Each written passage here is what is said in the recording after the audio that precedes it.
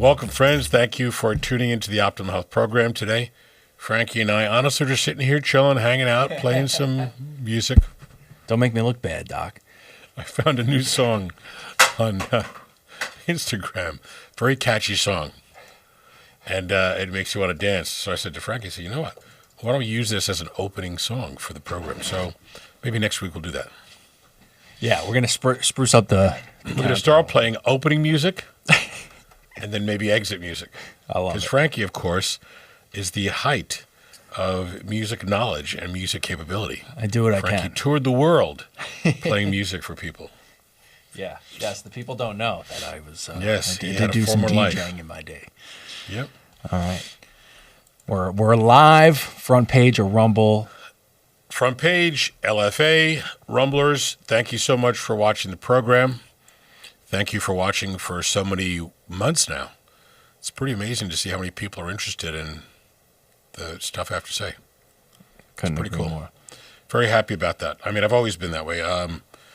Doing the radio show for so many years, it was great to have people call in. And we had regulars call in asking questions, different questions all the time. It was a lot of fun because we covered so much ground. You know, we were taking 30 or so calls per show, as we do on our busy Saturday program now. So thank you for all of that.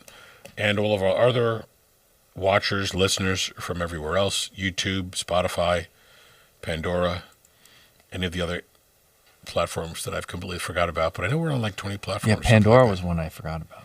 Good call. So thank you for tuning in, asking your questions. We love that. So let's see. And I'll also say shout out to our Rumbler. I mean, I'm always shouting out the Rumblers, but I will say the YouTube Shorts have been taken off. You know, people Really? like to. It's good to know that. And you know, people are actually following the socials. Let's talk a minute about technology. It completely amazes me that we can do what we do. And for those people who don't use AI or don't know that much about it, it's unbelievable the capacity of the massive computer collective, I guess you could call it, where things can be done in moments that would normally take months. And we've been talking about a project that I'm working on called Hematologica, where people can put their blood work into the computer, get an AI read, a recommendation for vitamins, minerals, based upon my correcting and teaching the AI what the recommendation should be, looking at exercise, fitness, diet, then allowing someone to have a telehealth visit to get peptides, hormones, all of these things. And the whole mechanism of this, which would have taken probably 30 people at least a couple of years to do in coding and all of that, done like that over the course of about a month and a half. It's amazing to me as to how much can be done and how much you can get done in no time with AI. So always watching and learning and looking to see what the newer things are that are coming out.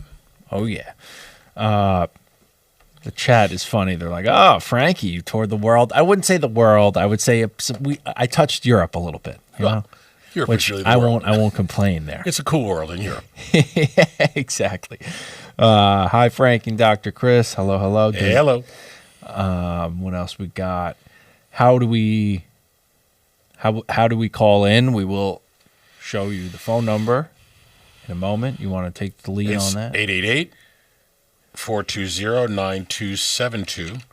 888-420-9272. We'd love to hear from you. And we'd like to hear accents from people from all over the place. Oh, love. When I did my radio show, I'd have people calling in from Europe and South America. And, of course, the timing, you know, who knows what time it was in these other countries because they're so many hours either ahead or behind and stuff. And it was really cool because people would just call in and ask questions and wanted to know what to do. And, of course, you know, in New York and in the U.S. and in the big cities, you have the availability to get and to do everything. But in other areas that are somewhat remote, they don't have doctors at all, or they don't have doctors who do this sort of thing. And they're sort of shocked that this sort of thing exists. But, you know, it's typically in the bigger, busier cities where you can find some of this. So, cool stuff. All right, what do we got? What are we doing, Frankie? Singing, playing the violin? Well, I'm not Dr. Calapai, so I don't have the pipes, as I like to call them. Well, you know, maybe we can do a little singing on one of the shows. Violin, I can play the violin.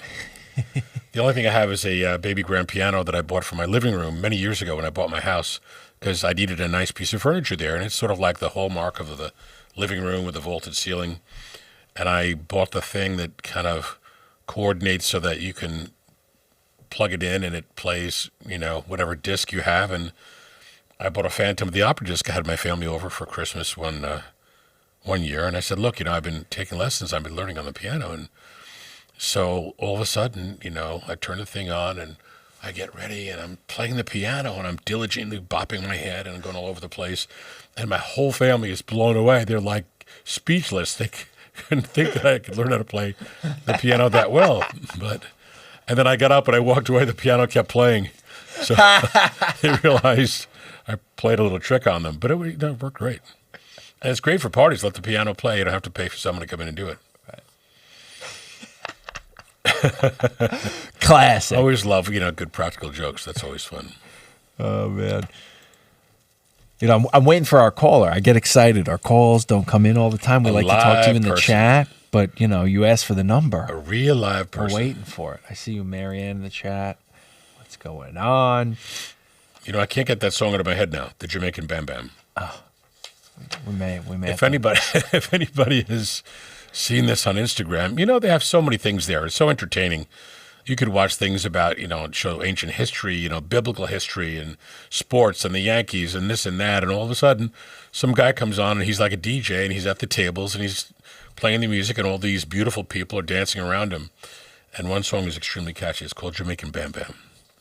So if you want to look that up online, you could listen to that song. Yeah. It's pretty cool. And the bass hits about like a minute in, so don't be discouraged. Yeah, you got to wait for the bass because once the bass hits, you're just not going to be sitting down.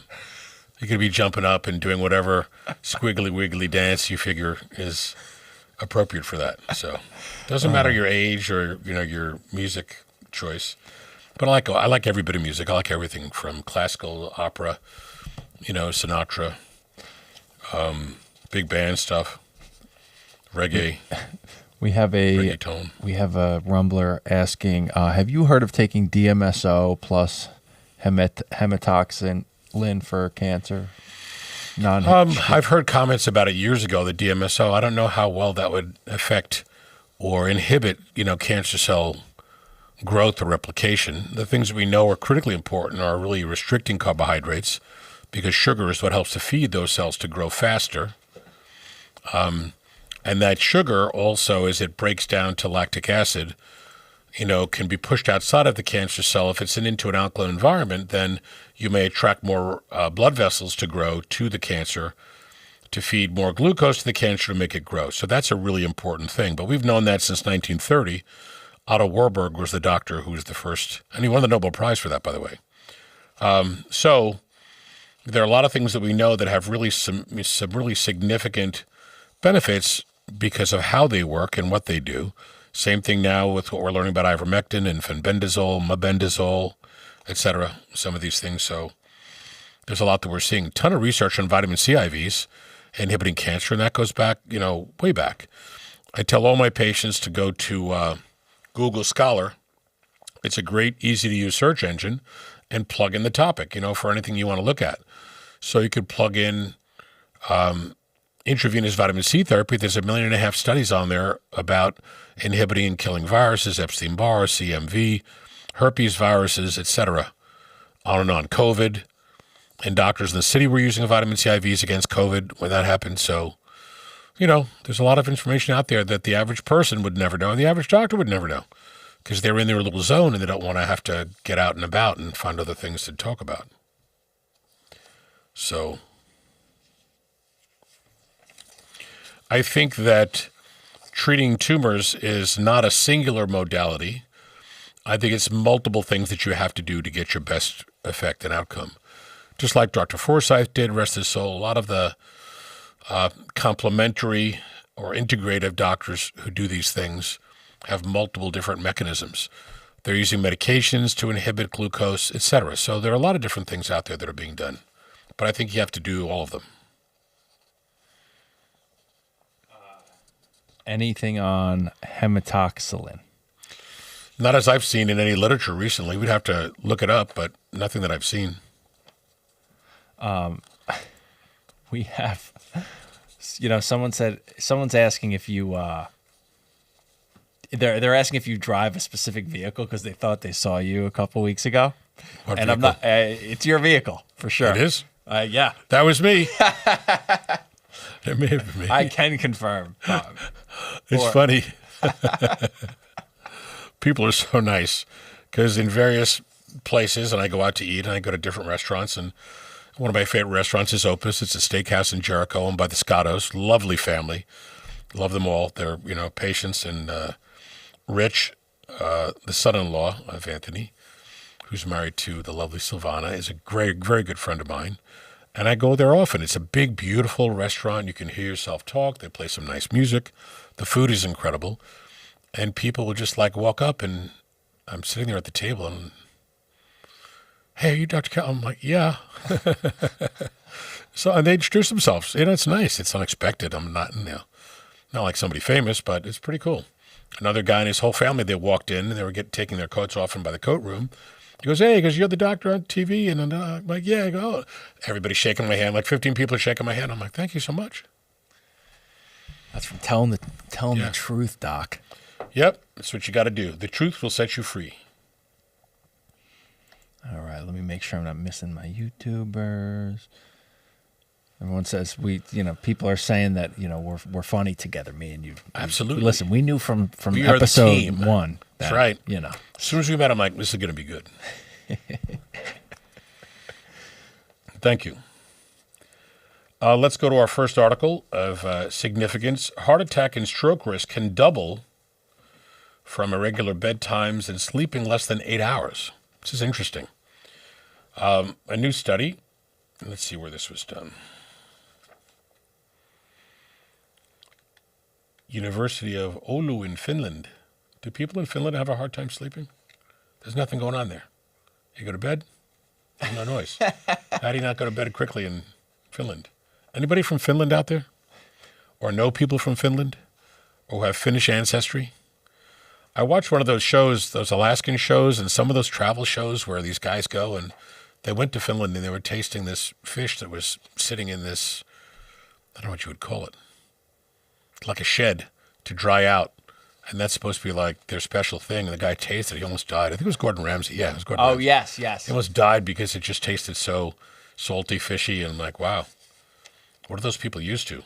I didn't get to go on a trip. That my brother and my cousin, they got to go on a trip to Iceland. Wow. And it was like, it's got to be cool. I was so jealous. But then I realized, okay, this isn't like they're eating I'm not a big fish person. I like fish, but not every meal. And horse or something, whenever they're eating. Fish and horse. I've heard of that.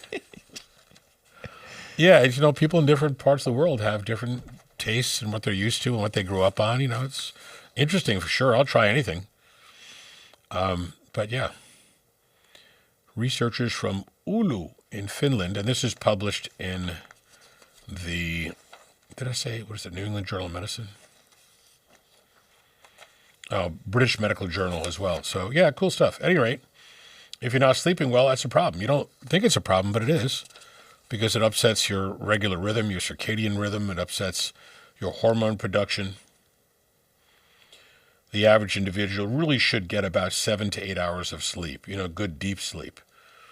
When that's cut off for whatever reason, it interferes with your body repairing itself because your body repairs while you go to sleep. Some people in the chat are just talking about how they feel like they sleep much better once the clocks adjust.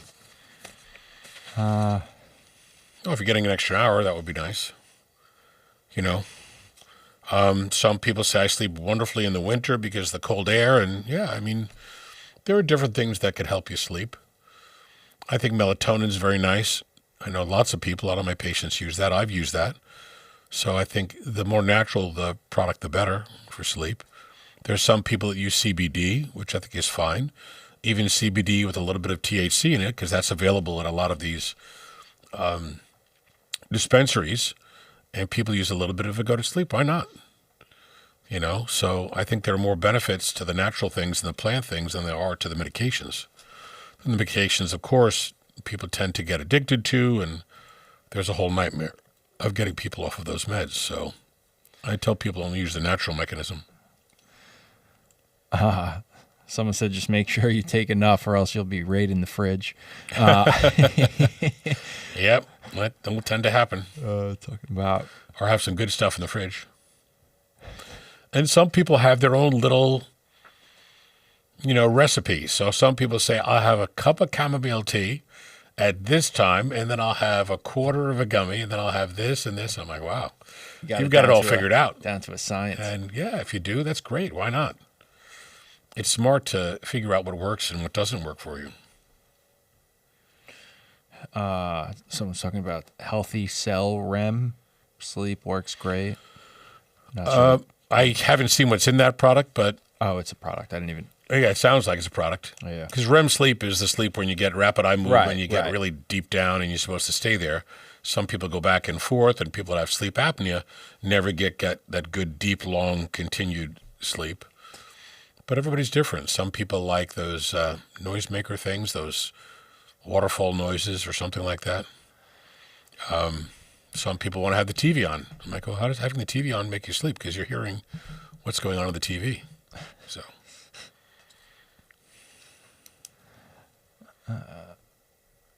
So someone's just saying they love how great of a sleep they get when they take melatonin, but the dreams are just insane. They're wondering if there's something to counter. Maybe back the dose down a little bit. Everybody takes a different amount. And it's funny because when people are told, here, take 3 milligrams, like, 3 milligram works. Let me take 30 milligrams. So some people, if they take too much of it, their dreams may be a little bit vivid. Hard to say. I used to think that happened with Chinese food. You have Chinese food and all those chemicals, you're just having bizarre dreams. Yes, I feel that way. And certainly, too, there are people who have too much carb or that have carb before they go to bed. They raise their blood sugar, dump insulin, sugar drops, they wake up anxious. So don't have carbs before you go to bed. I tell it to everybody. You want to have chamomile tea, you want to take a Benadryl, you want to have some of the melatonin or any of the simple products that are made to help you sleep, the over-the-counter things, that's fine. But you have to kind of realize that your body's going to react to what you take in.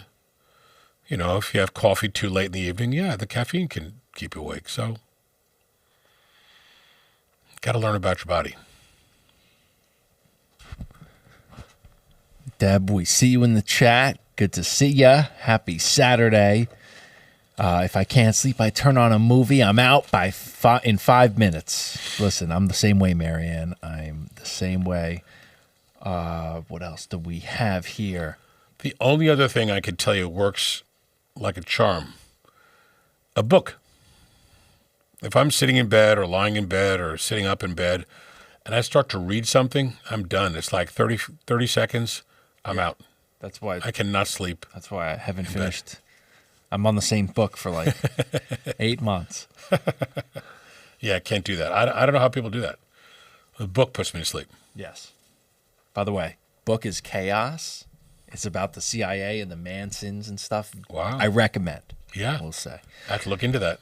I mean, I'm like, it's been taking me 8 months, but hey, it's great. Reading in red light knocks me out. Red light, it's good. Everyone's got the LED lights now, so they could change the color, get the mood. I'm tempted to get one of those blankets that's the red light blanket, or they have like a little pouch that you lie in, you sleep in. Because I've seen some information on that. I like the infrared. I have a big infrared sauna down in my basement. Got it sort of stuck in the corner. It's catty corner, so 4 people can go in. But go in there, get nice and warm, get the benefits of the infrared. Makes sense. Yet other people like these blankets you plug in. It's a little electrical current. I'm like, Well, funny enough, my wife has one of those, one of her favorite things in the world, and she can't use it because she's pregnant. She's not allowed to have like heat. Wow. And she's not happy about it, pal. Well, hopefully in a couple of weeks that'll all change. Yeah, any moment. And the doctor says any moment. Are we going to have like a little gamble on the day? And I mean, we should do a little betting process. I honestly, last week I thought it could have been here immediately. So wow. Who knows? As long as she's not uncomfortable. Yeah. She's doing okay? She's ready. Yeah. I think she's ready. I think every woman in the last couple of weeks is totally ready. Exactly. I'm done. Love you, Sabrina, if you're watching. She's the best. Okay, what do we got?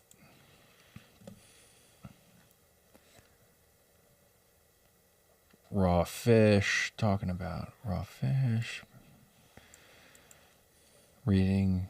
Okay, yeah, no questions. Everyone's just kind of chatting. Good, let's get the chat going.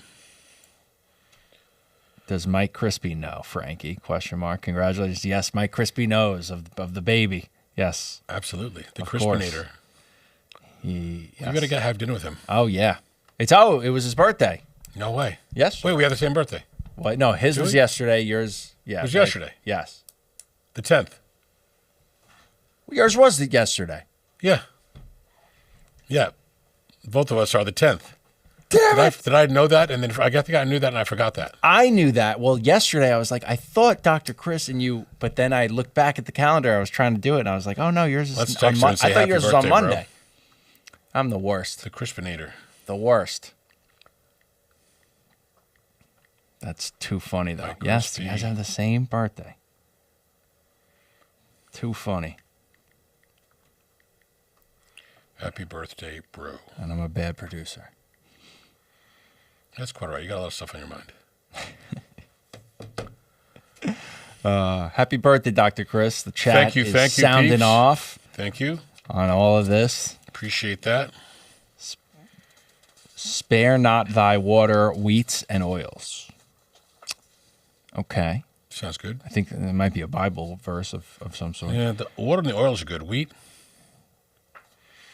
I think more people that stay away from grains feel super, super healthy. Yes. And again, let's talk about the fact that grains back in the day were pure grain and not all the garbage. So if you look back at biblical times, of course, you look back even 100 years ago, grains didn't have all the GMO and chemicals and whatever else. Foods didn't have all that. And that's why I tell everybody, you've got to get healthy food, find a farm near where you live, get healthy yogurt, milk, dairy, etc., eggs, the good meats, free-range, fresh-killed chicken, etc., all of that, because it's so much better for your body than all the other nonsense that they put out there. And like I said before, at these food manufacturing companies, who's the person that says, oh, we got to inject it with this chemical, but it's bad. Oh, yeah, but no one will know. We'll just inject it with this crap, and we'll get away with it. That's what's happening with all sorts of things. And now apparently they're changing the injectables words from vaccines to biologics so that people are not told if they're getting vaccines when they go to the hospital that they're getting vaccines. Saw some information on that. Oh, that's great. Super bad.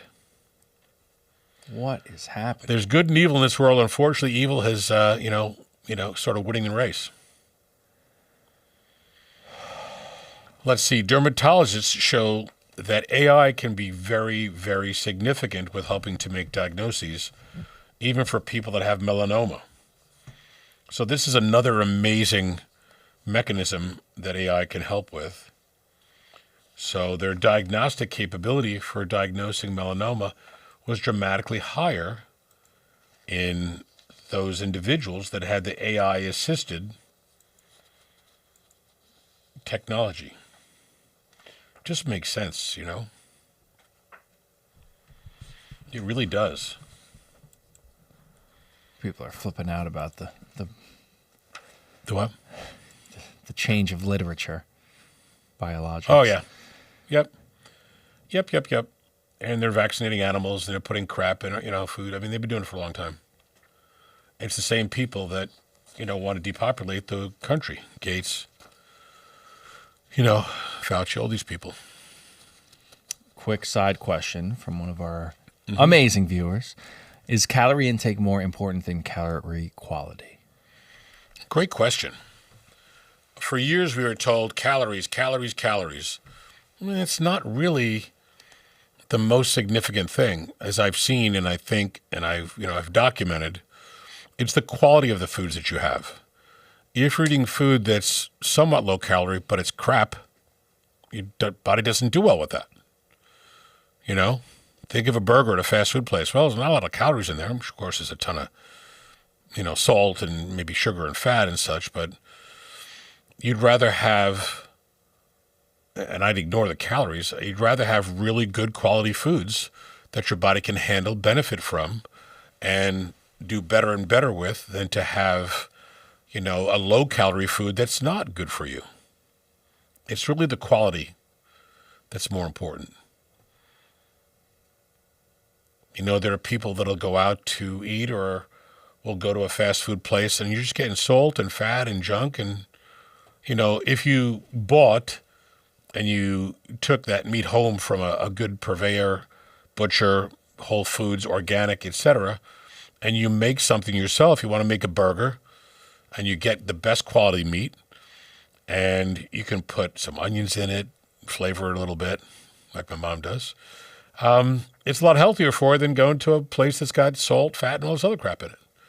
So the more organically you can cook, same thing with chicken. You want to go out, you go to a restaurant, you go somewhere, you're going to get whatever kind of chicken you get. I mean, fried chicken, you don't want to go do that, but there are ways to do the same thing. I can get organic, amazing chicken wings, thighs, which are super juicy, by the way, from Moolah Farms, and the entire chicken or the entire turkey. Put it in an air fryer, makes it nice and crunchy, flavor it, make it delicious. You can put, some people call it paprika, some people call it paprika, whatever. Season it, pop it in there, and there's no deep oil frying, it's air frying. And it comes out with a terrific taste. It's delicious.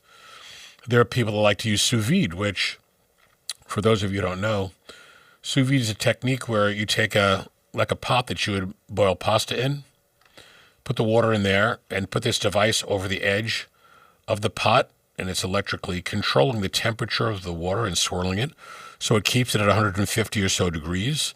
You could take a Ziploc, put your vegetables, season it, put it in there, meat, whatever, potatoes, and just let it sit and swirl there over time, and it perfectly heats whatever you're cooking without destroying and damaging it. So it's very simple, very easy, and it works really well. Yeah, it's pretty amazing.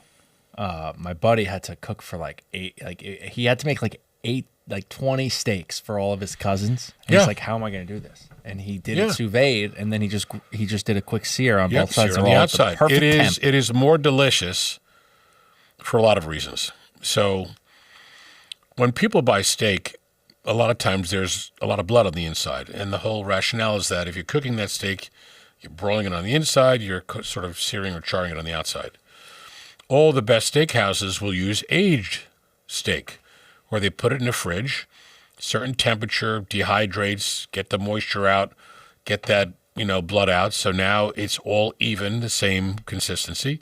You may have to scrape the outside off if it's more than 40 or 50 days, it gets a little funky. But those are the best tasting steaks because you're taking out that fluid from the inside, the blood. And then you can sous vide it. You can do it in a pan, an iron skillet, which is probably the best way. And then you maintain all the juice. You're not losing any flavor or juice.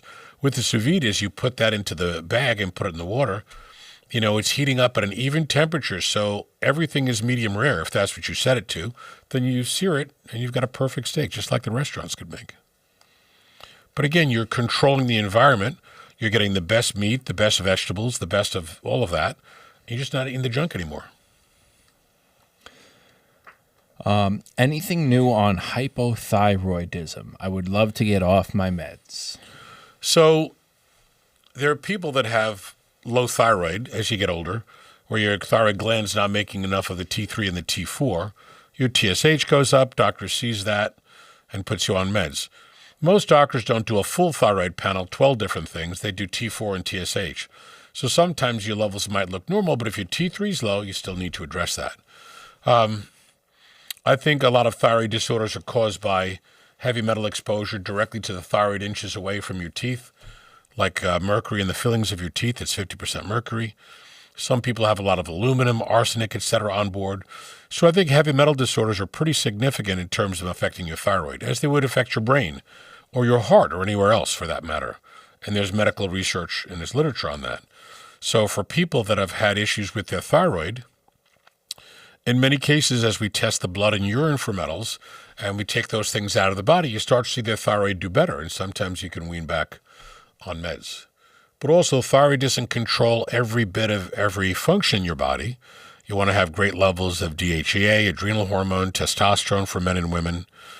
Women need to be at 40, men at 700 or so. IGF-1, the active component of growth hormone, should be at 300 range because that's great for hair, skin, nails, memory, focus, concentration, endurance, strength with exercise, etc. So it's an orchestra. You have to have every instrument playing perfectly at the same time to get your best result. A lot of what we find also is that people just randomly take vitamins and they say, like a woman, I'm taking vitamin D. Yeah, but your level's 40. It's supposed to be 90. And she was taking, I think, 1,000 units. She's got to take 5,000 units. So every lab will have a range of where you're expected to be at your age within a few years. But that's not a great range. It's where you're expected to be for a lot of people that don't take vitamins. But if I look at a blood test and say, hey, your D is 40, it's supposed to be 90. Here, let's fix all your vitamins, get your levels back to where they should be. In many cases, we're putting people at levels that they may have had when they were 10, 15, or 20 years younger. So a 60-year-old doesn't want to have the vitamins of a 60-year-old blood test. They should have the vitamins of a 30-year-old. And those levels should be higher, so your body has a lot to use and draw from. I'm not saying, you're going to take 5 million units of vitamin D. That's ridiculous. But you want to get your blood levels into the right range. That was insightful. Yeah, that's the way you have to look at it. Otherwise, you're not getting anywhere. Yeah. What's the cause of TMJ and jaw clenching? So for a lot of people, huge amounts of stress will make them clench their jaw at night and grind their teeth. So that's a very common cause.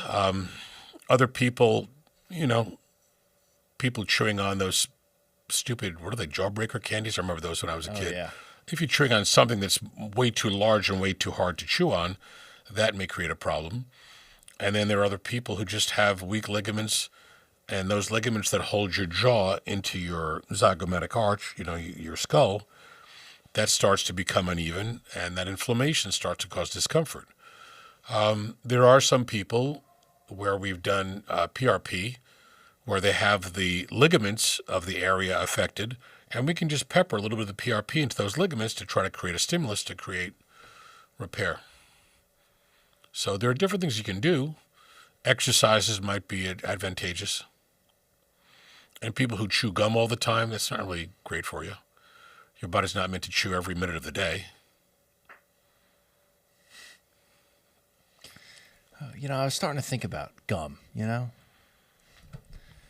What is it? Is it healthy? One day.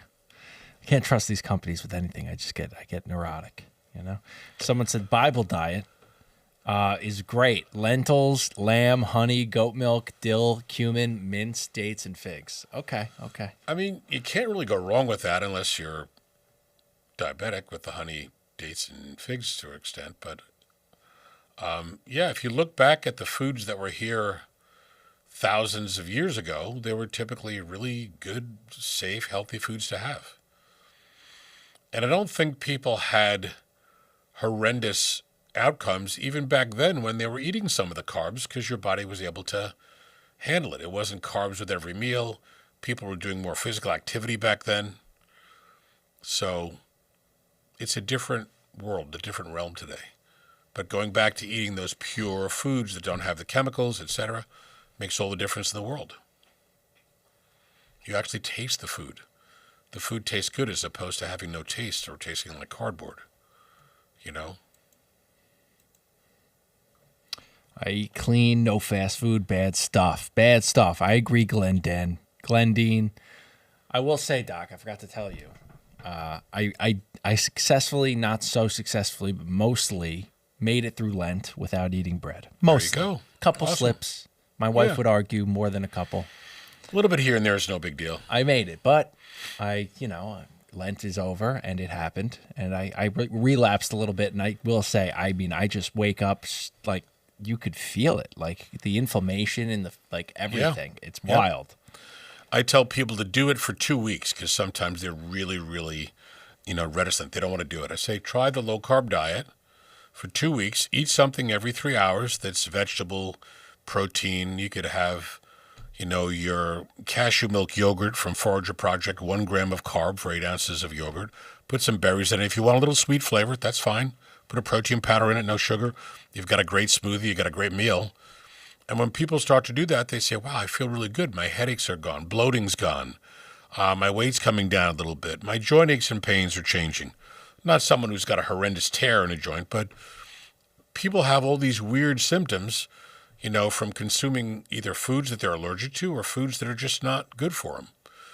And every time I've told people to take away carbs and grains primarily from their diet, they feel so much better.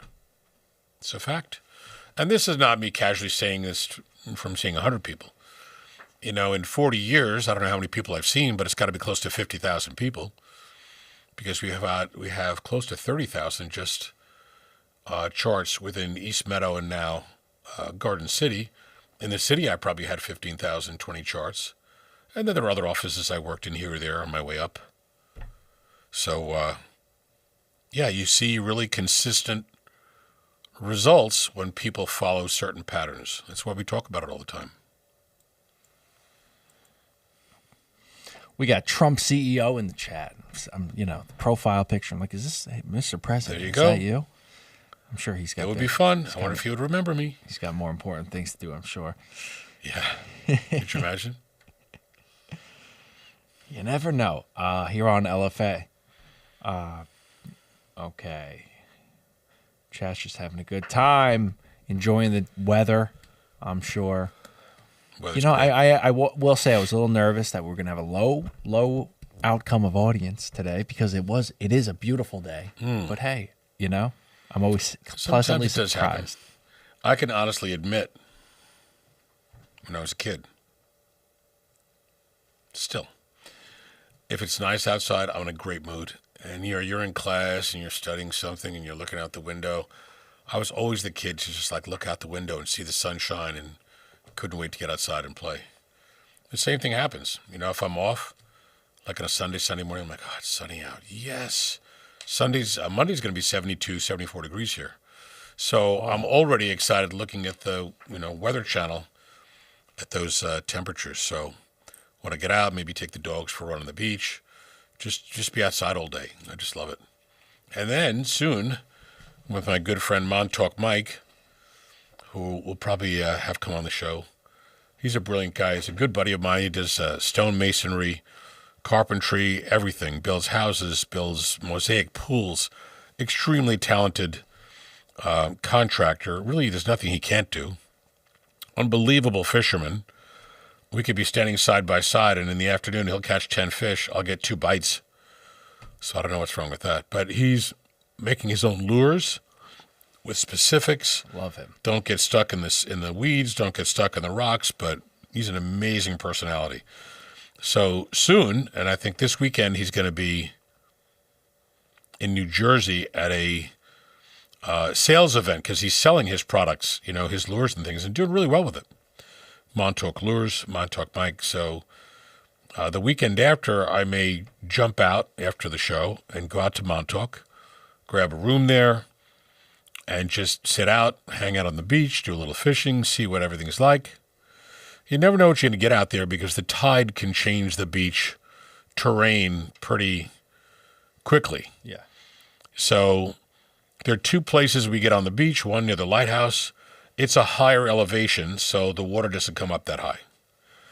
If we go on East Lake Drive, because Montauk Lake is a massive lake just outside of town, and we go past the airport and you get on the beach there at the little shack at Shagwan, that's a little bit lower. It's about 6 feet, 7 feet lower than the other area.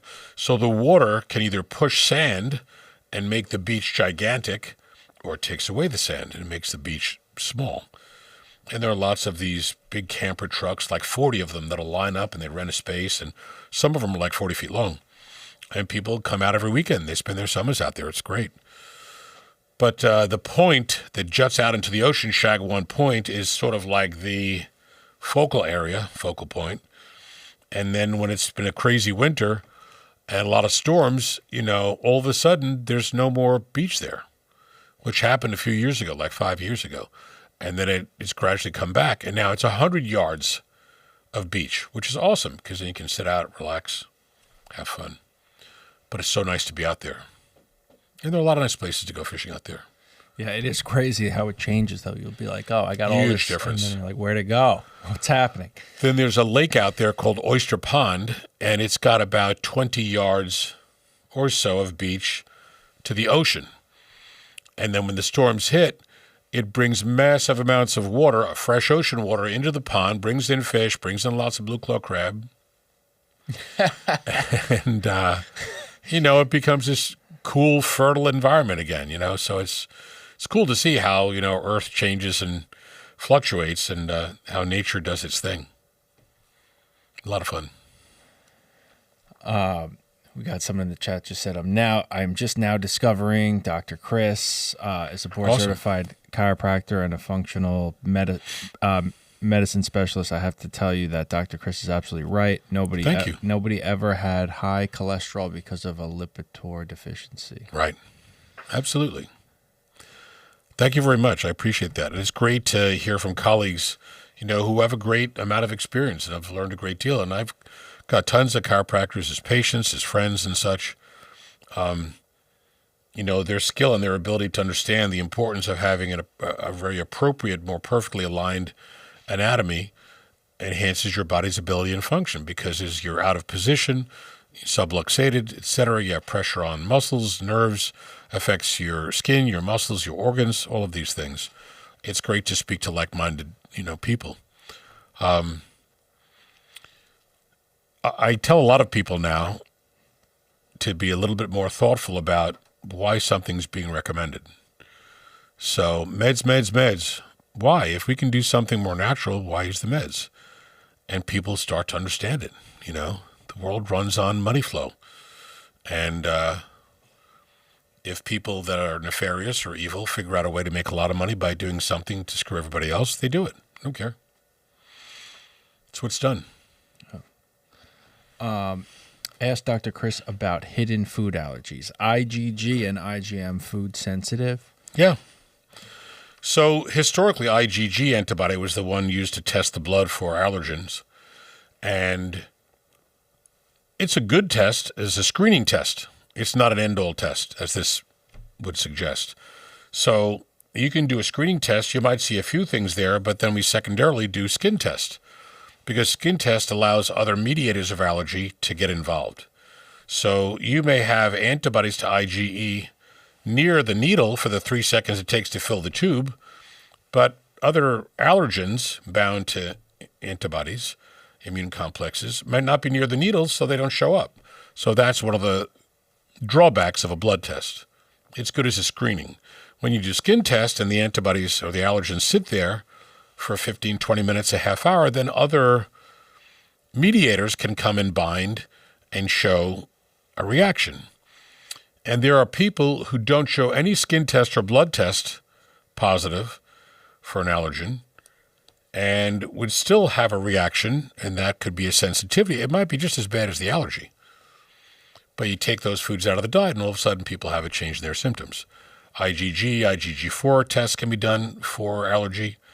We talk about delayed allergy. Every time I talk about allergy, I talk about delayed, and people say, well, why is that? I said, because that's probably more common than the immediate allergy where you bite into a food and your lips swell.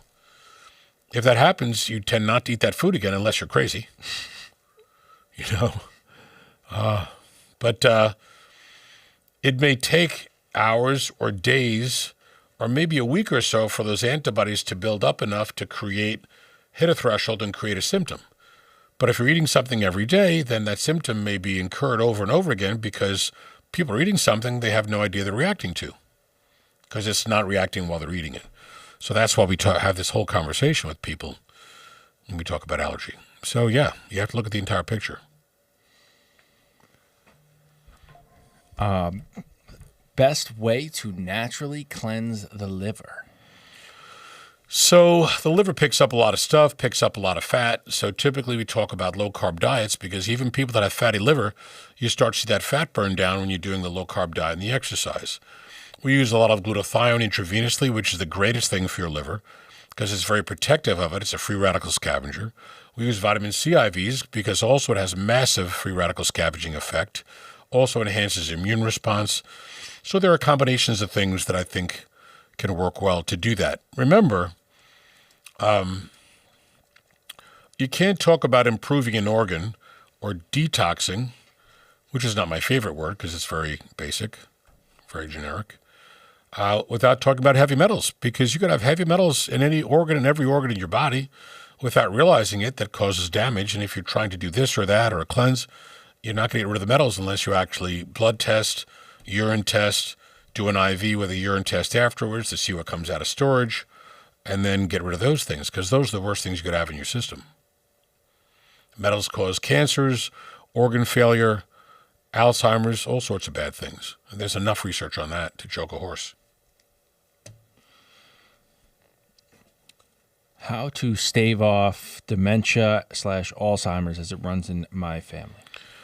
So, good question. See, these you are came all to the right place. Multi-answer questions. These are not just like, well, do this. There may be some genetic component, number one, but we can't tell how much that's going to control the whole picture. I don't think it controls the whole picture. Number two, you definitely want to look at heavy metals through blood and urine because aluminum directly correlates with dementia and Alzheimer's. That's been known for many, many decades. Inflammatory markers are important because CRP and some inflammation may correlate with changes in the blood vessel, causing plaque. And then there's vascular dementia where you have plaque in your blood vessels and you're not getting enough oxygen through, there it is, your blood vessels, so you don't want to have the plaque there. So it's important to keep the potential for plaque building up very far down. Homocysteine elevation correlates with dementia, memory loss. So raising up B6, B12 folate help to lower the homocysteine, but B12 is also good for your brain. NAD is great for your brain.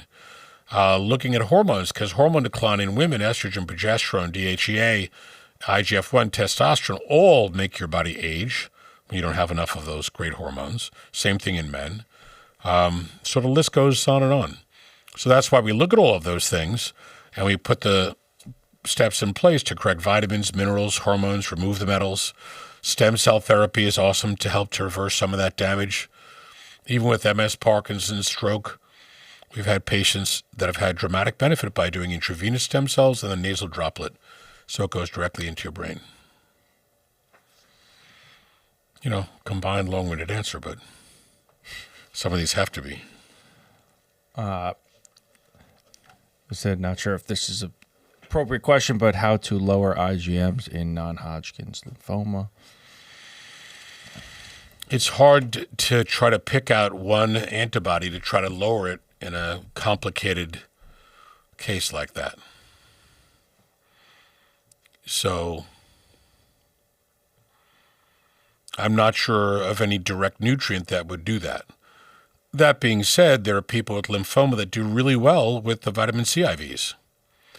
And we'd have to look at it to see whether or not they would do well with ivermectin and fenbendazole. Some people might benefit from a variety of nutrients. Again, you want to correct nutrients you're deficient in, but we'd have to look at the whole picture because obviously it's super complicated once you have a tumor process you're talking about. That's why the blood test is so important. All right, let's see if we're missing anyone. Best way to cleanse the liver is to stop poisoning it out. Someone's making a little. That's a good point.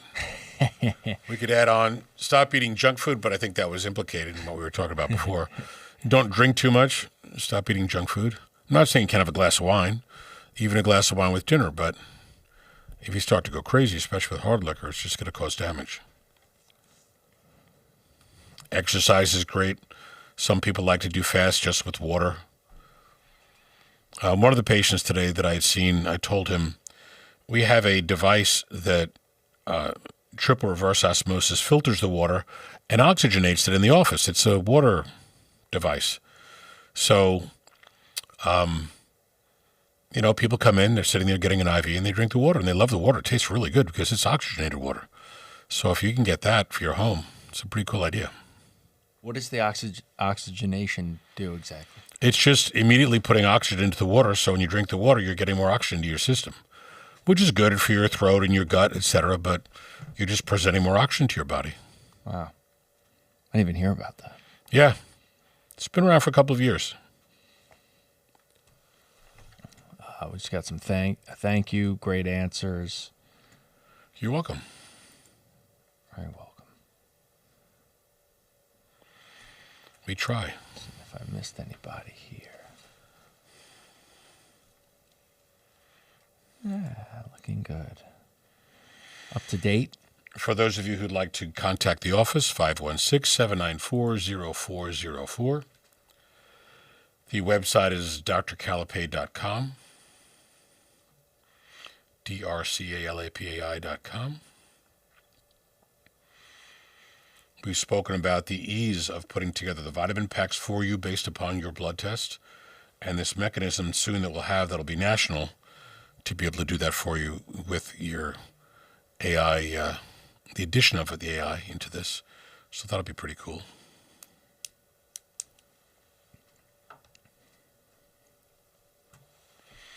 Interesting question I put out to a lot of people. How many take vitamins? How many people out there in the audience take vitamins? This may be a far smarter audience than most, but when I used to talk on the radio program, all sorts of different people were listening, and people said, why do I have to take vitamins? And I would say, because your body critically needs vitamins to have really good function. And not just low-level vitamins where you're barely covering your requirement, but a lot of nutrients so you can do a lot of mental and physical activity and not be depleted. Because if your vitamins are at the low end and you deplete them, how long before they get to the good range? So that's why the blood test for vitamins, making specific recommendations to that, and then retesting that a month or so later is one of the most important things you could ever do. Vitamin deficiency correlates with so many disorders, including heart disease, plaque, cancers, etc. And fine-tuning your nutrients is always a great thing to do.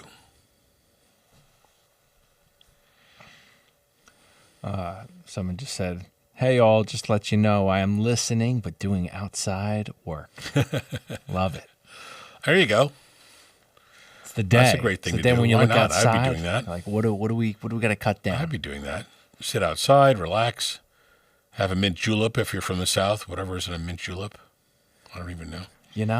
They look delectable, I will say. They do. Some of those movies and TV guy. shows, people sitting around having a nice drink outside in the sun. Of course, margaritas are very nice. Glass of wine. So, yeah.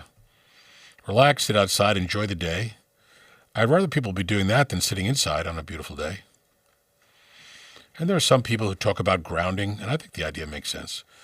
I love walking barefoot in the sand, barefoot in the grass. It just feels good. Take those shoes off you're wearing all day. A lot of times, as soon as I get home, I just take off my shoes. But it's nice. Let your feet relax. You're coming in contact with the earth.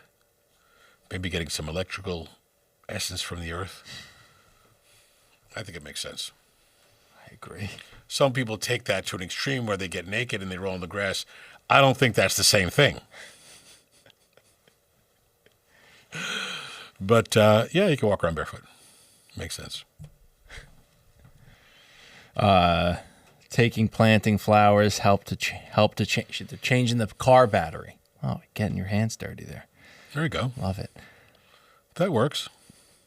We got someone just talking about how they used to just feel like they could walk outside and they'd be breathing fresh air, but now they feel like the fresh air is inside, and outside they're poisoning us. I don't know. It's different because of the stupid cloud seeding and spraying crap, which is a reality. They say, and there are neurosurgeons and neurologist doctors who are saying we're getting a lot of aluminum from that crap, which I don't think is wrong. Every time you turn around, someone says, oh, yeah, it's a conspiracy theory. They're spraying the skies. Ah, ha, ha, ha, ha. Why would we do that? and we find out they're doing it. Yeah. And there's like a dozen states in the South that have banned all that spraying crap. So if you know it took legislators the time and the effort to ban it, then you know that it's really bad for you. So there's a lot of bad stuff that's going on behind the scenes by these evil people that are in the deep state and control all this garbage. You know, putting ticks out into the environment, which is something we've heard recently. People unable to eat meat, red meat, because they've affected it with ticks to be able to cause the alpha-gal syndrome. There's just so much out there that's wrong with what's happened in food and environmental exposure in the last 20, 30 years. You know? But things are changing. Yeah. People are getting smart. Oh, people come to me and say, what do you think about RFK Jr.? I said, I think he's awesome. I think he's a genius. You don't think he's a kook? Oh, I didn't say that. He may be kooky. I don't care if he's kooky or not. I don't care, you know, if he likes falcons and big scary birds to land on his arm and wearing a leather glove. I think that's pretty cool, by the way. I said, he's right. Get all the crap out of the food. Stop all this nonsense. Give us proof that what you want us to do is safe. Without that proof, don't do it. We have a comment here saying, remember back in the day when you'd go on a road trip and your entire windshield would be covered in dead bugs? Notice how that doesn't happen anymore. That's because most of the insects have been killed and we're next. That's, hey, don't do that to me. don't, sir. I understand that analogy because when I was first starting to drive into my family and my parents, you know, we would drive to Texas and California and back and blah, blah, blah. Yeah, there were bugs everywhere. And we had to get that bug off stuff to wipe the bugs off of the windshield in the car. And, of course, who's the one that had to do it? I did. Of course. We were cleaning bugs off left and right. It was gross. But, you know, you don't see that anymore. You're right. The other thing, too, is that you used to be able to smell things better here on Long Island. Oh, in the city, you don't smell anything. You smell the homeless. Smell concrete. Smell the homeless. San Francisco, you smell that person's poop because they had Mexican food. You can smell the Mexican food in there. It's horrible. I go upstate, and you could smell trees and things, and the air is clear, and you're like, oh, let me take the deepest breath, and then going up to Canada. I have friends up there. Haven't seen in a while. A good friend of mine, rest his soul, Kenny. And I'd go up to Canada and end up getting to Caledonia, where they have the reservation where so many of them live. This massive, gorgeous, pristine land with farms and just beautiful, beautiful things. No factories, no smokestacks. And I remember sitting outside behind this one building that they put together, they built for their friends. And I was like, wow. I'm like, it smells so good up here. They're like, what do you mean? Because they're used to it. I'm like, yeah, you don't really smell a lot back down there. And it's really not in the city. And there was a pine tree. I'm like, wow, that pine smell. You know, and they're looking at me like I had three heads. I'm like, where's the pine tree? They're like, over there. I'm like, that's like 70 yards away. You're telling me that pine tree? I can smell that pine tree? They're like, yeah. I said, wow. Wow. Big difference.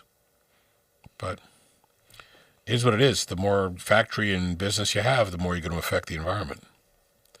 But I love getting fresh air. That's always a good thing for me. Yeah. Chat saying it's all evil. I believe that's regarding the seating. Yep. It is. That's what it is. Seriously gross, people are saying. Yeah. You know, keep improving your own personal environment. Plant trees, plant flowers, plant everything you can to make your home as nice and happy and healthy as possible. Self-sufficient. I got a ultraviolet device put into the ducts in my house to kill all the germs that can get stuck in those ducts, you know, for your heat and your air conditioning. HEPA filter air purifiers. You got to do this. Buy the best, the cleanest foods. It's time. Can't wait any longer. Too many people are affected negatively from it.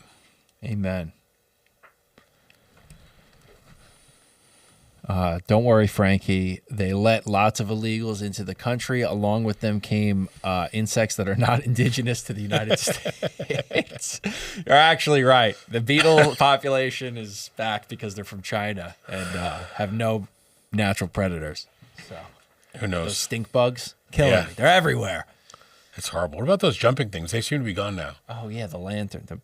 Lantern bug. Yeah. With the colors on the back. Ugh. I've got a guy, as a matter of fact, I got to call him today, that will come once a month to my house and spray a chrysanthemum spray oil, which is from a flower, and the bugs, the ticks just do not come by. No bugs, no ticks, no stink bugs, no lantern bugs, safe for dogs, cats, relatives. Kids. Again, it's an environment out there. If you let an environment, and I live kind of in the woods, go crazy, you're going to have a lot of unwanted guests hanging out. Yeah. Someone said, I love being on the top of a cruise ship out on the ocean. Smells so good. Yeah. I've never been on a cruise. Yeah, me neither. And there's only one reason I've never been on a cruise. 'Cause my dad has the worst seasickness. Oh, really? We joke he gets seasick on the hammock. Yeah. I haven't done the cruise thing. I went on one in the city, but it was a static thing where people going there for a nice party. It was really nice, but I'm not the kind of person who wants to be stuck somewhere. So I want to go somewhere, look around, learn new things, travel a little bit, go somewhere else. I like doing it that's what I've always done. So yeah. I got friends that are on a cruise every other month. I'm like, what's your employment status, sir? Yeah. You're on this cruise every month. If you're going on a cruise every month, you're not working a heck of a lot. Or you're not working from home. Or you are working from home and not working from welcome to 2026, I guess. What else? Chat's laughing. So someone's just asking what chrysanthemums are. Chrysanthemums are beautiful flowers. How can I describe how they look? They look kind of like a carnation, I think. You have a picture? I'll get it up. Chrysanthemums. They're beautiful flowers and they smell good. So what? They just make a liquid out of them? Yeah, I guess they press them and they take the they're beautiful. Oil. Right? They're beautiful flowers. But there are a lot of good things that come from plants, a lot of things that keep the bugs away. I think that makes sense. There you go. Yeah, gorgeous. Almost like a carnation, but they're bigger, I think, and they're not round. So they're bigger, wider, multicolors. I have them around the house. The yellow ones are gorgeous. Every year I go out and I buy more plants from Hicks Pharmacy. See, I'm talking too much about medicine. From Hicks Nurseries over in Hicksville, Jericho. And I buy a ton of daylilies with multicolors and put them around the house, and a lot of roses I have around the house, all sorts of different stuff. I just keep planting stuff to make everything colorful. And certain things bloom at one time and then something else blooms next. So it's kind of the key. That's how you're supposed to do it. And someone's just asking for you to clarify. They chase away ticks? Question Correct. Mark? Correct. And aphids. All the bad bugs. The mosquitoes. What? The aphids? I think it keeps the aphids to a minimal number because I don't see any of those around either. What is an aphid? It's like a bug, an insect.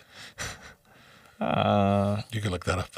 I am. I mean, it's a new word. I've never seen one of these in my... Well, you're in a little more of a woodsy area than me. I have a lot of good Scrabble words. You can't beat a doctor at Scrabble. I have seen this thing, but I'm in a panic. Yeah, there are a lot of weird bugs that are around, so I just like laying out by the pool, not with bugs. A bug-free zone. I try to put up a sign, but the bugs just don't read English, I used to have squirrels until I got the dogs. Now there are no squirrels, possum, raccoons, nothing. Because I take the dog hair. Oh, yeah, this is a good one. Every week or so, I'll go out with that special brush and, brush the dog's hair. Now I go 2 times on Zeus's back. It's full. You press a button, the hair comes off. I drop it off of the deck into the bushes. And Delilah now, even in my kitchen, if I don't vacuum it every couple of days, it's like they're sweaters like white sweaters all over the place. So I got to vacuum that a lot. And she sheds, I guess. This is the time of year things gets warm. So I was brushing them, and one brush down her back, and the brush was full. I'm like, oh, this is going to be a long day. So I popped the stuff. I threw it over the deck. Kept going. I'm like, it was just overwhelming. It seems like I took off 10 pounds of whatever, dog hair. And she loved it because she's getting scratched while I'm doing it. But I'm like, wow, maybe I should bring it to a place and have them really professionally do it. But I don't want them to make her look like a poodle or anything, You never know. I mean, I've gotten Louis back a few times. Be like, what have they done? Yeah, I don't trust it. You shouldn't. Someone in the chat said, we got a few things going on here. How to get rid of eye floaters. That's a question. So there are two things to comment about. People will sometimes look at something and they see a little bit of thing floating across their field of vision. That's outside your eye, which people think is inside the eye. And it may be nothing more than, washing your eye, or sometimes people use an eye cup just to flush and clear out, and you'll get rid of that. But that's usually outside the eye. With floaters inside the eye, it could be because of breakdown of the lining of the retina or the membrane inside the eye, but then it would block your vision. So it's like saying you might have something floating across where you can't see because it's blocking the beams of light bouncing off the object to come into your eye and go hit your macula so you can see. We've had a lot of people with macular degeneration who have a lot of the floaters. And with diabetic retinopathy, we do stem cells intravenous and nasal, and that helps to repair the mechanism on the inside of the eye. They can see better, vision opens up, more clear. So we've seen that. But it depends upon exactly what you have. Yeah, if you want to add on to that, we will be monitoring. Who was asking that? Rumble Mania. Right. We're talking about aphids eating all the vegetables in your garden. Very destructive. Similarly, you could put marigolds in between your plants, and that'll prevent that. There you go. Oh. Or use the chrysanthemum spray. He's got garden advice, this guy. I do. I don't know why, but I do. It's an Italian, I think it's a genetic Italian thing. Blood. My dad was a terrific gardener, rest his soul. And he used to compost like nobody else. Every eggshell, every chicken bone, everything that we had that was, organic, that could break down, we just turned over into the garden. And we had tomatoes and stuff that were gigantic. And, after a while, every Italian guy becomes his dad and every Italian girl becomes their mom, because all of that you've always learned just keeps coming out. And as you get older, you start to be that way, which is a good thing. And, putting a little garden together. I mean, what's more Italian than having a tomato garden and vegetables and eggplant? And I have 6 fig trees now. It's just, I'm telling you, something hits at a certain age that says, go buy fig trees. So happened a few years ago, and maybe 7 or 8 years ago, but it was just there, go buy fig trees. So I went and bought fig trees. And now we got over 100 some odd figs last year because the roots are deeply in, and we wrap them and do the whole thing the Italian way with the burlap and then the this and that and the plastic and the whole thing. And the fig trees are terrific. So, that's that kind of stuff. Look at a lot of people that came over from every background had their own garden. I mean, everybody did at 1900. Who didn't? Because if you didn't, you wouldn't eat. My mother's uncle, who's the oldest of her uncles, and my grandmother was the second oldest, I think. Or was my grandmother the oldest? I don't remember, but he had a garden in Farmingdale that was like a half an acre property, but the entire backyard was vegetable garden. Every type of tomato, every type of pepper, every type of this, and every type of that, every herb, I mean, everything. A fig tree that spanned up 10, 15 feet wide by 25 feet high up the house, stapled to the house, tied on and blah, blah, blah. No, this was a serious garden. But yeah, that's what they did when people came over, especially if you had a big family, you had to feed everybody. They used to make their own pasta and hang it to dry in the basement downstairs. In one room, another room had all the souped assad and the homemade sausage. It was just something amazing to see, and you'd smell it when you walked into the house. Like, some people still do that. I have a friend of mine, and her mom still will bottle the eggplant strips. You know, she'll get all the food, cook it, make it, prepare it, bottle it, make her own sauce, put the sauce in jars with that whole heat and steam process, the whole thing. Makes her own sausage, supersad. It's a dying art, but it's phenomenal. Yeah. Kind of like when you go to Arthur Avenue and you see all that stuff that's made by people right there.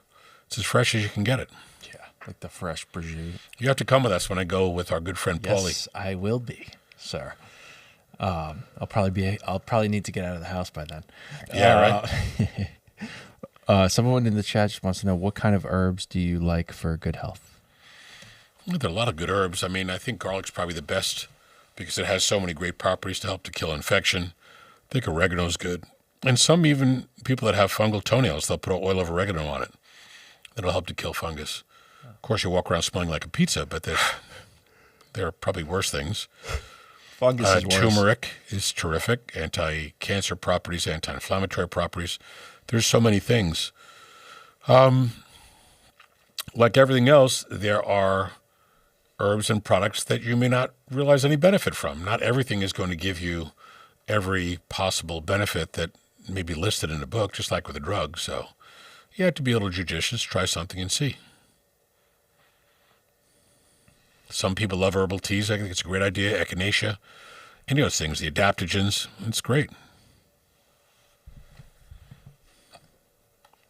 Someone, by the way, thought that floaters were parasites. So thank you for clearing that up for them.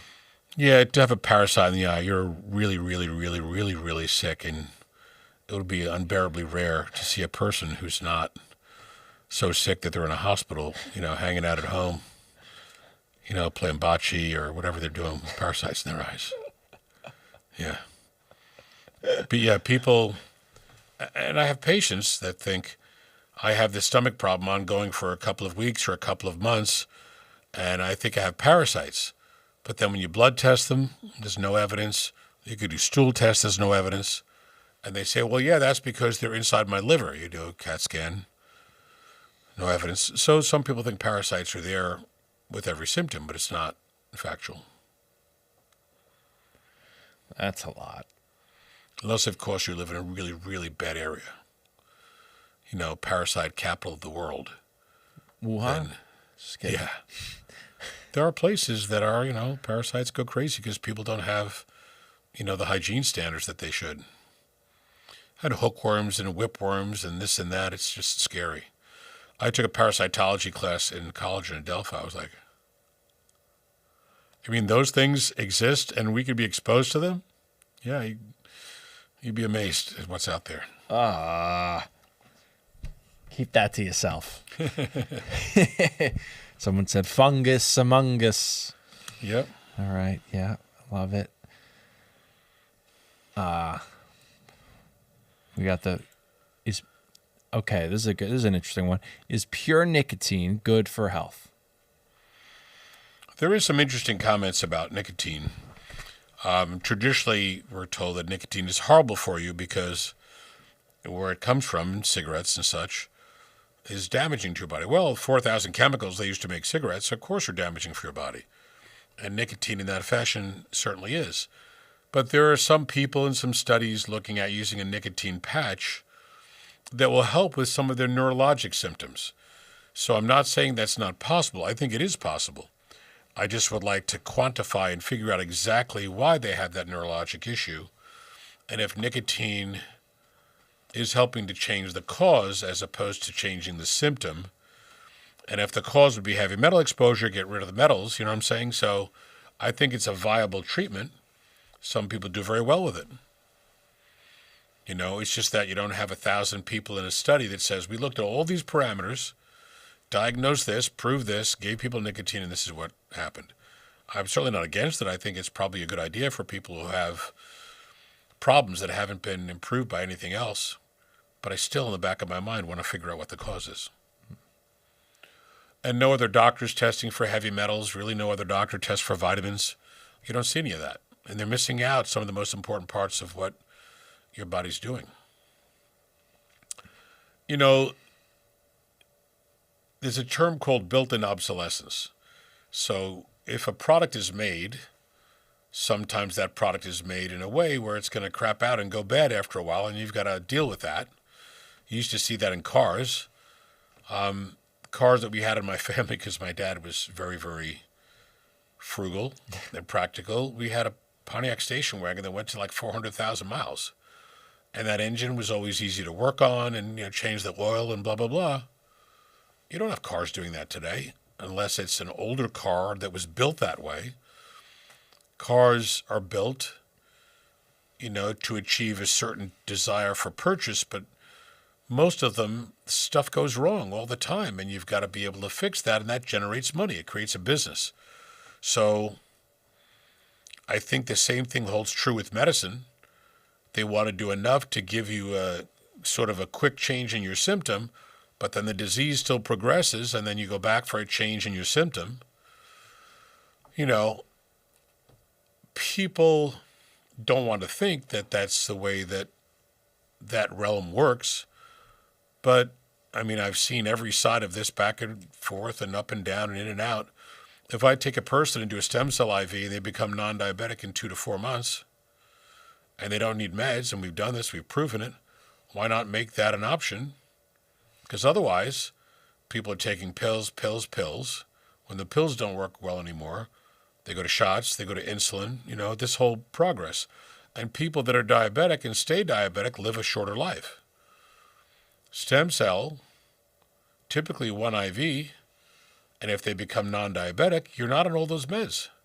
You're saving a great deal of money, and you're also not diabetic. So why shouldn't that be an important first option? Why shouldn't the medical realm pick up and run with that, and insurance companies run with that, because you're saving a huge amount of money down the road, but it doesn't work that way. The status quo has to do what they want to do and have always done. Do they make more money if a person is cured, or do they make more money if a person stays ill over time? And traditional doctors and people might say, oh, that's ridiculous. Explain to me how that's ridiculous. Someone just said, you're a breath of fresh air, doctor. Thank you. Someone else said, sadly, cash for clunkers got rid of many decent cars. And some of these cars, I'm sure these people have watched Meekum and Barrett Jackson auctions. When I was a kid, all those cool muscle cars were great, GTOs and all sorts of cars, old 442, old, Corvettes, and you name it. And now if someone restores them, they hit the auction block for like $300,000-$400,000. A $5,000 car in 1970. But they look gorgeous. It's the Lincoln with the suicide doors. The styling back then was so great and so iconic. And people still buy them. You still see them here and there. Every now and then I'll see one drive down the street and I'll just stare at it. If someone who doesn't live far from me has one of those Aston Martin DB5s, like the one in Goldfinger, the movie with Sean Connery. Yeah. Because I see that car every now and then. I'm like, oh, it's just gorgeous. It's in impeccable shape. I'm certain it's not one of the ones from the movie, because those are either in hermetically sealed buildings or something. And those are like $20 million cars, but it's just gorgeous to see that level of craftsmanship. Yeah, it's just insane. Amazing. Someone just said the insurance companies and pharmaceutical companies won't make bank. Want is sick. I think that might right. Be, yeah. So if someone is pre-diabetic, is stem cell treatment does stem cell treatment go a long way? Yeah, of course. Maybe further, because if that person, and it's hard for me to give you a number, but let's say every organ in your body has 1 trillion cells. So for sake of discussion, your brain, your heart, your lungs, your pancreas has 1 trillion cells. When you're young and it's firing on all cylinders and you're making 1 trillion cells every day or a minute, you're just pumping out new cells, your body can handle a lot. When you get older and you're not making the new cells, so that number goes down and down and down, and person's still eating a decent amount of carb, there's more carb coming in than the insulin can control. So the sugar starts to creep up. Sugar goes up, insulin goes down, cell counts are down. That person's pre-diabetic before they become totally diabetic. For some people, that could be weeks, months, maybe even a year. But the idea is if you do stem and you're putting brand new cells and they go to your organs, especially your pancreas, stem turn into pancreatic cells that make insulin. So that's how your insulin goes up and the diabetes reverses. But I still make sure that person's doing a low-carb diet, exercise, a half hour to 45 minutes a day, correcting hormones and vitamins, because I want it to be a complete turnaround, have them see the greatest result, and then march forward, and they'll never have the problem again. Just the way that I think. Someone said senescent cells. Senescent? Senescent are cells that are supposed to be silent or dormant or sleeping. It's curious because a Dr. Haeckel in Germany was one of the first people to call stem cells a stem cell. I think that was 160 years ago. So the idea was known about then, and gradually in Europe they started looking at it, understanding it, doing it, and it's progressed today to where it's being done all over the world.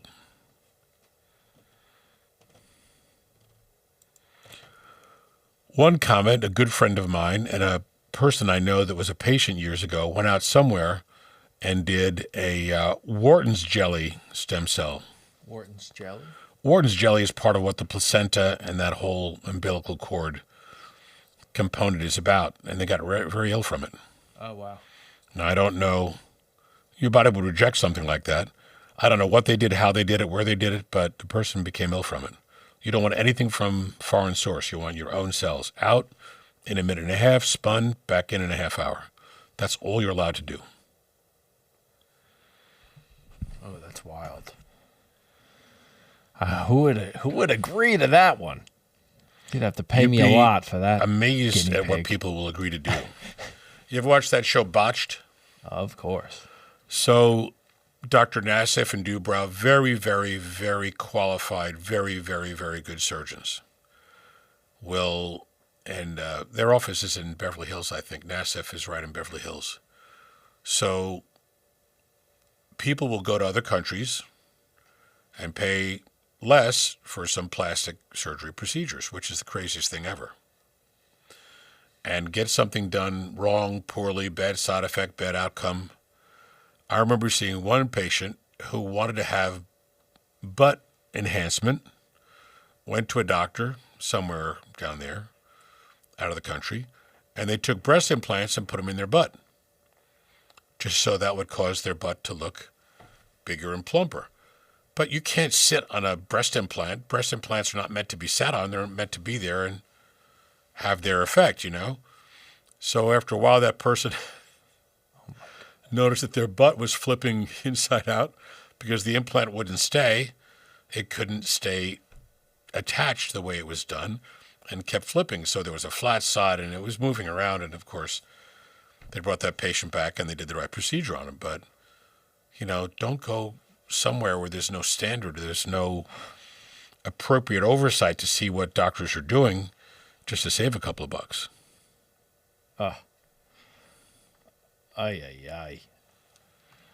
Someone said, great show, by the way. Blessings. And then someone said, I heard a 72-hour fast produces new stem cells in your body. Is this true? No evidence of that whatsoever. And there are people who say, do this, it makes your stem cells. This makes your stem cells more active. No.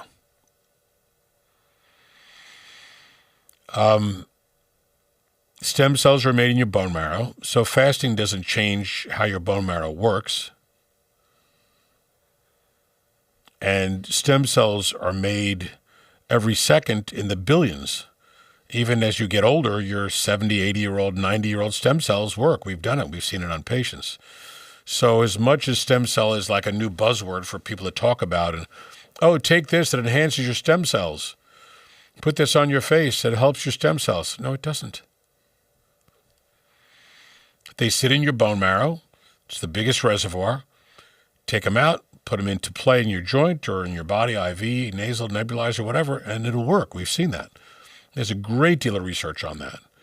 So there are some people who own vitamin manufacturer who are trying to say, oh, use this, that'll induce more stem. No.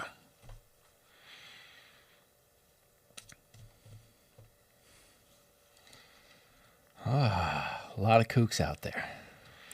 Yeah, a lot of stuff that people will hear and think about it as being automatically true without any explanation or without really rationally understanding it. Mm-hmm. All right. So for questions thus far.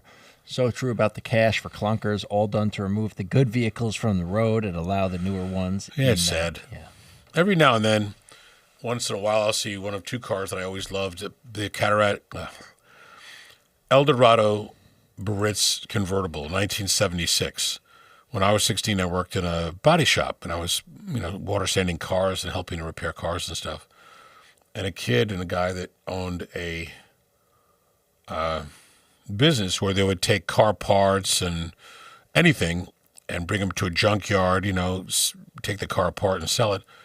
Did extremely well, great deal of money. And this one kid, he must have been 20, had a triple black Eldorado Baritz convertible. It was gorgeous, big as a boat, gigantic long hood, 21-foot car, wide, floated down the road. I'm like, wow, that's just a gorgeous car. And every now and then you'll see them. Not too many, but I've always thought it'd be cool to find one and restore it. But the restoration process now is so much money. Yeah. It pops up on my Instagram often. More than the car would be worth. I had a friend who took a beautiful Mercedes convertible, an older one, 1970s, and just redid it from ground up. And it is gorgeous. It is like a show car, and the paint is exquisite. My friend did the work, and my other friend who owned the car. Took a while to do, but putting a new rug in, the new dashboard, everything, it's just gorgeous. Everybody stops and looks at that car. Put a gorgeous peanut butter leather interior in. It's just perfect car. I love all that stuff. Just real quick, I know we touched on this a couple episodes ago, but someone just asked, what are your thoughts on the new tick vaccine now that there seems to be an abundance of ticks? One question. Who's making the vaccine? Pfizer? Do you trust any of those people making these things? No. No, look, I don't.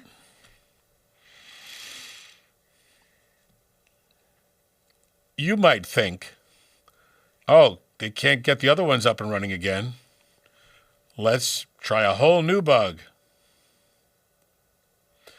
And how well were these new Lyme vaccines tested? Can someone tell me?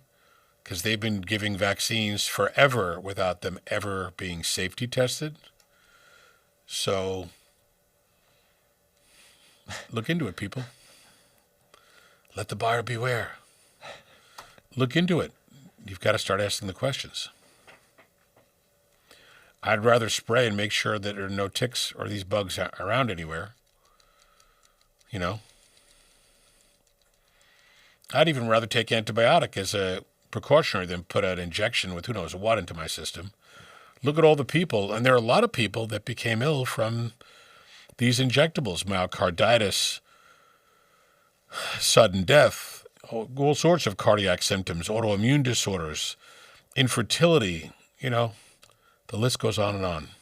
Follow Dr. Peter McCullough on Instagram because he's the only place you're going to get all the true information from. And there are a few others, but let me see what his... The chat said, we won't be fooled again. Good. So, yeah, make a vaccine while also seeding ticks into the environment. Just amazing.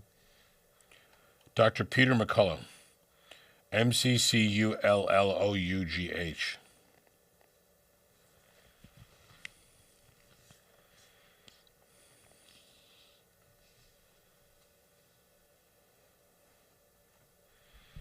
Yeah, you can see him. He's on there a lot, but I follow him all the time. He's a cardiologist. He said, love the frontline doctors like yourself. Absolutely. Got to be. And he's been interviewed everywhere. And I think he's probably got the best knowledge base on all of this. And they've been talking about this a lot. It's kind of scary to watch, but follow him. You should. All right, pretty good. Good stuff, people. Thank you for all the calls today. Thank you for your questions. We'll be back on again next week. Oh, yeah. Potentially Friday, and always a new show on Saturday. Let's go. Give us a call if you'd like, 516-794-0404. Website is drcalapai.com. A lot of good information coming out, new things coming out. The whole Hemologica process is coming along really well. We spoke with investment people and someone who wants to take this public. So we're very excited. And we'll let you know about all the new developments. Oh, yeah. Thank you. God bless you all. Have a great day. Bye-bye now.